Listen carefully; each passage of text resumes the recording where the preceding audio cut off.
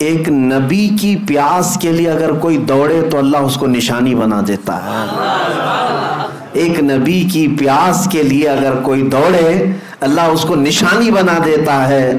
اے میرے عزیزو، اگر میرے مصطفیٰ کی عزت کے لیے کوئی دوڑے تو یاد رکھنا قیامت تک اس بندے کو بھی اللہ نشانی بنا دیتا ہے.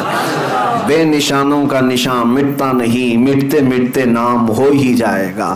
آج بر صغیر بلکہ عالم اسلام میں اگر ایک عبقری شخصیت امام اہل سنت فاضل بریلوی امام احمد رضا خان رحمت اللہ تعالی علیہ کو پوری دنیا جانتی ہے اور پہچانتی ہے تو اسی بنیاد پر کہ ایک نبی کی عزت اور اس کے پہرے داری کے لیے زندگی وقف کر دیا تھا اور اللہ نے ان کی زندگی کو آج سارے لوگوں کے لیے نشانی بنا دیا.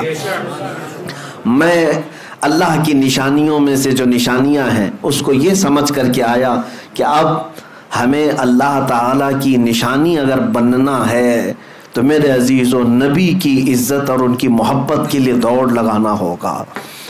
وہاں پر بہت ساری چیزیں ہیں لیکن ایک محب رسول جاتا ہے تو اپنے حبیب کی خوشبوئیں وہاں ڈھونڈتا ہے. بعض بدبخت جاتے ہیں وہ کہتے ہیں کہ یہاں پر آپ مصطفیٰ کریم صلی اللہ تعالیٰ علیہ وسلم کا نام لینے کی بھی ضرورت نہیں. نعوذ باللہ من ذالک. کئی ایسوں سے میری ملاقات بھی ہوئی، وہ کہتے ہیں کہ وہ آئے تھے اور اپنا پیغام دی اور چلے گئے، وہ اتنے امپورٹنٹ نہیں ہے. قرآن امپورٹنٹ ہے، کعبہ امپورٹنٹ ہے. آپ آئے ہیں یہاں پر تو کعبے کا طواف کیجئے، قرآن کی تلاوت کیجئے. نبی نبی کیا کہتے ہیں، یہ ان کی مت ماری گئی ہے. میں نے ان سے کہا کہ نبی اہم نہیں ہے. ایک وہیں کے مقامی رہنے والا برسوں سے رہتا ہے، وہ کہہ رہا تھا کہ نہیں وہ اہم نہیں ہے، قرآن اہم ہے، کعبہ اہم ہے. میں نے کہا احمق کو دیکھو، اگر نبی اہم نہیں ہے تو ایک غیر اہم شخص اگر قرآن لا کے دیا ہے تو قرآن کیسے اہم ہو گیا؟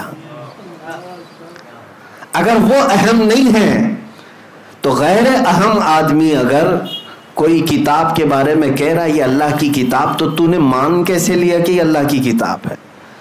پہلے تجھے یہ تسلیم کرنا پڑے گا جو قرآن لایا ہے وہ سب سے اہم ہے. جس نے کعبہ کی عظمت بتائی وہ سب سے اہم ہے. اگر وہ عظمت نہ بتاتا تو ہمیں کیا پتا، اگر وہ قرآن کے اوراق ہمارے سامنے تلاوت نہ کرتا تو ہمیں قرآن کیا پتا. اس لیے میرے عزیزو ہمارا معاملہ تو یہی ہے جو امام اہل سنت فاضل بریلوی نے فرمایا ہے کہ طیبہ نہ صحیح افضل، مکہ ہی بڑا زاہد، ہم عشق کے بندے ہیں کیوں بات بڑھائی ہے. اعلیٰ حضرت فرماتے ہیں کہ اے لوگو تم نے تو ابھی نبی پاک صلی اللہ علیہ وسلم کی عظمت کو دیکھا ہی کیا ہے.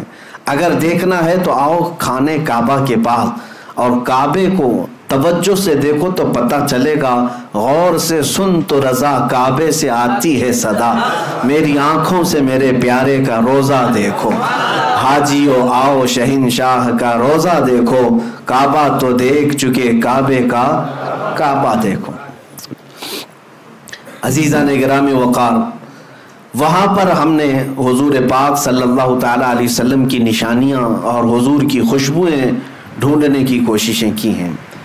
توجہ چاہتا ہوں، صفا اور مروہ کو اللہ تعالیٰ نے کیا فرمایا؟ اللہ کی نشانیاں ہیں. توجہ ہے میری طرف؟ میں کچھ چیزیں سمجھا کر کے جاؤں گا. اللہ جلد آپ کو حج نصیب فرمائے اور خانہ کعبہ اور مدینہ طیبہ کی حاضری ہو تو میری یہ باتیں آپ کے کانوں میں گونجتی رہیں کہ دیکھنا ہے تو ہمیں کیا دیکھنا چاہیے.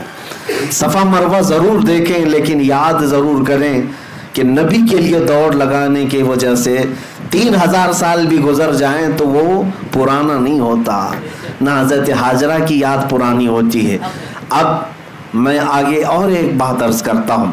اللہ تعالیٰ فرماتا ہے وَاتَّخِذُوا مِن مَّقَامِ إِبْرَاهِيمَ مُصَلًّى. کعبے کے سامنے آج بھی گولڈن کلر کا ایک چھوٹا سا مینار دیکھتے ہوں گے جس کو مقام ابراہیم کہتے ہیں. مقام ابراہیم کیا ہے؟ اس میں ایک پتھر رکھا ہوا ہے جس پہ حضرت ابراہیم علیہ السلام کے دونوں پیروں کے صاف نشان ہیں، صاف نشانیاں ہیں. وہ پتھر آج بھی محفوظ ہے اور قرآن میں اللہ فرماتا ہے مقام ابراہیم کو اپنی نماز کی جگہ بنا لو.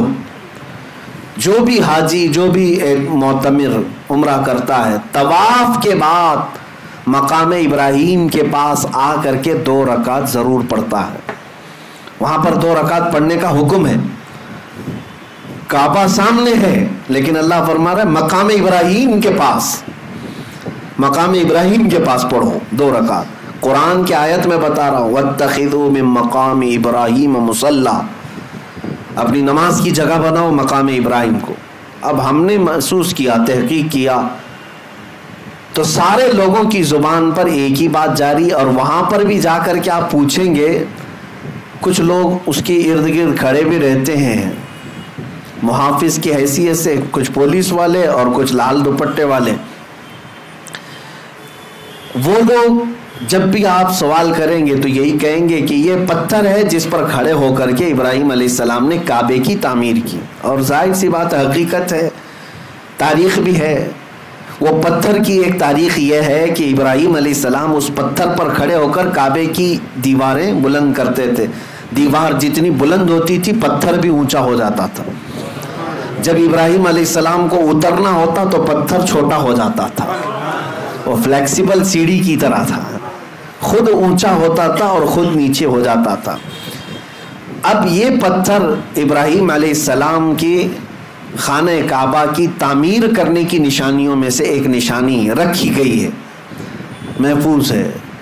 تو میں آپ سے پوچھتا ہوں، کیا وہ پتھر اتنا افضل اسی لیے ہے کہ اس پر کھڑے ہو کر ابراہیم علیہ السلام نے کعبے کی تعمیر کی؟ میرے عزیزوں مشہور تو یہی ہے، لیکن عشق والوں کی زبان سے پوچھیں تو ان کی تحقیق میں ایک اور باب کا اضافہ بھی ہوتا ہے. فرماتے ہیں مفسرین کہ اس پتھر کی ایک یادگار اور بھی ہے. صرف کعبے کی تعمیر نہیں ہوئی اس پتھر پر کھڑے ہو کر، بلکہ جب خانہ کعبہ کی تعمیر مکمل ہوئی تو اس پتھر پر کھڑے ہو کر ابراہیم علیہ السلام نے ایک دعا کی تھی، ربنا وبعث فیہم رسولا من انفسہم یتلو علیہم آیاتہ وَيُزَكِّيهِمْ وَيُعَلِّمُهُمُ الْكِتَابَ وَالْحِكْمَةَ إِنَّكَ أَنْتَ الْعَزِيزُ وَيُعَلِّمُهُمُ الْكِتَابَ وَالْحِكْمَةَ وَيُزَكِّيهِمْ إِنَّكَ أَنْتَ الْعَزِيزُ الْحَكِيمُ. ابراہیم علیہ السلام نے اس پتھر پر کھڑے ہو کر یہ دعا کی تھی، اے ہمارے رب یہاں پر بسنے والوں میں سے ایک رسول پیدا فرما، ایک رسول پیدا فرما جو لوگوں کے دلوں کو صاف کرتا ہو اور کتاب و حکمت کی انہیں تعلیم دیتا ہو. مولا بے شک تو حکمت والا اور غالب حکمت والا ہے. ابراہیم علیہ السلام نے اس پتھر پر کھڑے ہو کر کے دعا کیا کی تھی، اے اللہ ایک رسول پیدا فرما. اب میں آپ کو بتاتا ہوں پوری تاریخ میں ابراہیم علیہ السلام سے لے کر آج تک تقریباً 4000 سال کے عرصے میں مکہ میں سوائے میرے مصطفیٰ کے کوئی اور رسول نہیں پیدا ہوا، کوئی اور رسول نہیں آئے.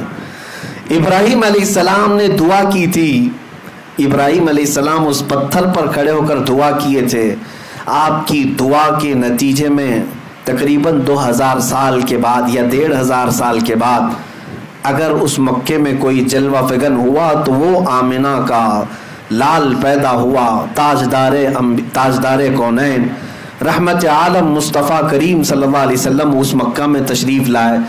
اور اتنا ہی نہیں کہ میں یہ صرف اور صرف قیاس آرائیاں کر رہا ہوں، بلکہ خود میرے آقا نے فرمایا، اے لوگو تم جانتے ہو میں کون ہوں، تم جانتے ہو میں کون ہوں. اور لوگوں سے کہا سنو، عیسیٰ علیہ السلام جس کی بشارت دیتے تھے اور ابراہیم علیہ السلام جس کے لیے دعا کرتے تھے، میں وہی رسول ہوں. تو اب میں آپ کے ذہن کو قریب کرتا ہوں، اس پتھر کی عظمت کا معاملہ اب اور بدل گیا. کہا گیا، مفسرین فرماتے یہ پتھر اس لیے بھی افضل ہو گیا کہ اس پتھر پر کھڑے ہو کر ابراہیم علیہ السلام نے ہمارے رسول کو مانگا تھا، ہمارے رسول کے پیدا ہونے کی دعا کی تھی، اور اللہ تعالیٰ نے ابراہیم علیہ السلام کی دعا قبول بھی کی، اور اللہ کریم نے ابراہیم علیہ السلام کی اولاد میں ہی میرے نبی کو پیدا